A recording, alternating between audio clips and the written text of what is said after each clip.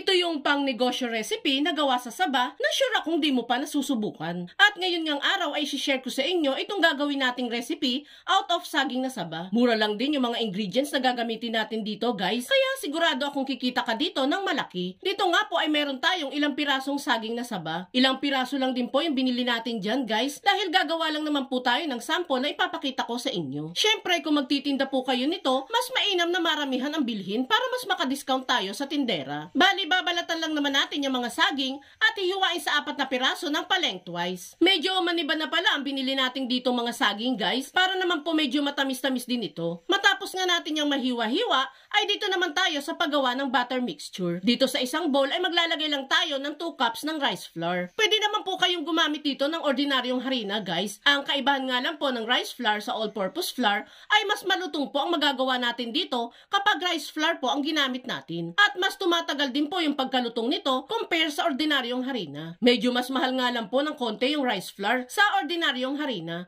Kaya kayo na lang po ang bahalang mamili sa dalawa. Nilagyan ko na din po pala itong mixture natin ng half cup ng melted butter, konting orange food coloring, at konti munang tubig. Then saka natin yan halu-haluin. Magdadagdag lang tayo dyan ng tubig hanggang sa makuha na natin yung gusto nating maging consistency nito. Kung sakali guys na magugustuhan mo pala itong ginagawa natin today, pwede po bang pusuan mo naman itong video natin? At i-follow mo na din po ang ating page para updated ka sa mga future recipes na i-upload natin araw-araw. Maraming salamat po! Once nga na ma-achieve na natin ang tamang consistency ng ating mixture, ay pwede na nating ilagay dito yung mga saging na hiniwa-hiwa natin. Mapapansin ninyo dyan guys na hindi na tayo naglagay pa ng asukal. Dahil nga po pagkaluto pa nitong mga saging mamaya ay may gagawin pa tayo dyan. Kapag pala na-coat na natin yung mga saging ay pwede na natin itong lutuin. Dito ay nagpainit na tayo ng mantika sa ating kawali. Medyo kaunti lang pong mantika ang gagamitin natin dito guys, kaya medyo tipid din sa mantika itong recipe natin. Once nga na napainit na itong mantika, ay pwede nang isalang isa-isa yung mga na-coat nating saging. Huwag naman natin masyadong damihan ng paglalagay para hindi magdikit-dikit ang mga saging. Lulutuin lang naman natin yan ng 1 minuto lang hanggang sa maging matigas na ang outer layer nito. After nga ng 1 minute na pagpiprito sa mga saging, ay pwede na natin yung hanguin isa-isa at isalang na ang next batch na lulutuin.